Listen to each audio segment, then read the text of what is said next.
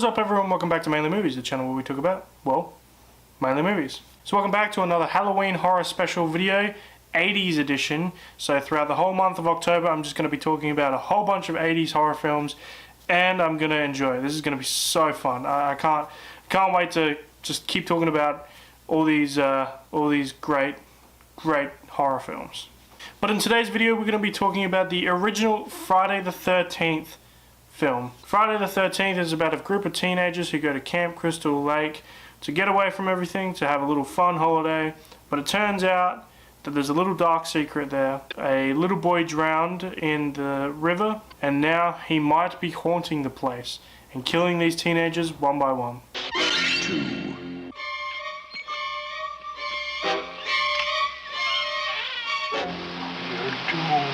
You're all doomed.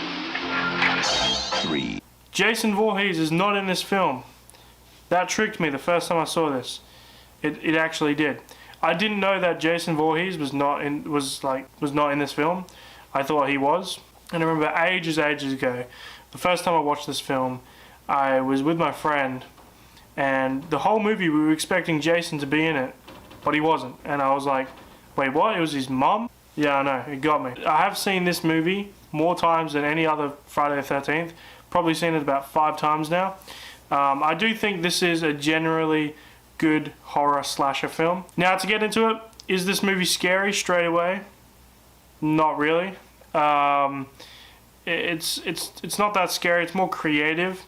They took that, like, the element from Halloween, which was arguably the first slasher movie, or one that at least kicked it off, and it took that formula and it kind of flipped it around, and I really like that. This movie, though, suffers from what a lot of 80s horror films suffer from, especially A Nightmare on Elm Street, and especially the sequels in both A Nightmare on Elm Street and the Friday the 13th sequels. They all suffer from the teenagers just not talking like human beings.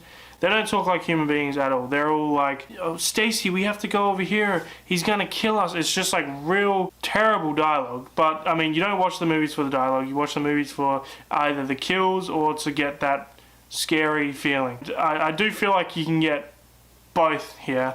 It's not so much on the scary side, but the kills. Pretty much the Friday the 13th franchise ended up just being, what creative kills can we do this time? I mean, fucking Jason went to space in one of them, so it's like, you know, it all just comes down to the gore at the end of these films, and I'm just gonna go straight into the kills. This movie, it's pretty lackluster compared to like the sequels with the kills. If I have to choose the best kill, it has to go to Kevin Bacon's like arrow through the throat, and I don't mind like Pamela Voorhees. I don't mind her like decapitation at the end. That was pretty cool. I do like seeing that effect, and you get to see her head throughout like the other movies, so that's pretty cool. But the Friday the 13th franchise is like one I watch every Halloween. I love watching them. They're just so goofy and just it's hilarious, especially when it gets like past like number 5. That's when it just completely goes like goofy as fuck, and it's hilarious. If you really want more of like an in-depth discussion on the Friday the 13th franchise, or at least Friday the 13th Part 3 in specific, the link up here will be for up there or something. I don't know, it's somewhere. But there will be a link to my Is It Really That Bad for Friday the 13th Part 3. This is like one of the first times I'm using like studio lighting for video, and I just sneezed and I saw like the dust just like evaporate over that way. Thought I'd tell you guys about that, but there's not much I can really say about this movie that hasn't already been said. I like Pamela Voorhees as the villain a little bit. Like, it was good the first time watching it because I the whole time I just assumed it was like Jason, and like it wasn't showing us, and I was like, whoa, they're not showing us, like the big reveal is going to be at the end, and it was, but it was not Jason. He doesn't get introduced until the second part, which in my opinion, the second part is a whole different story. I'm not a big fan of the second part.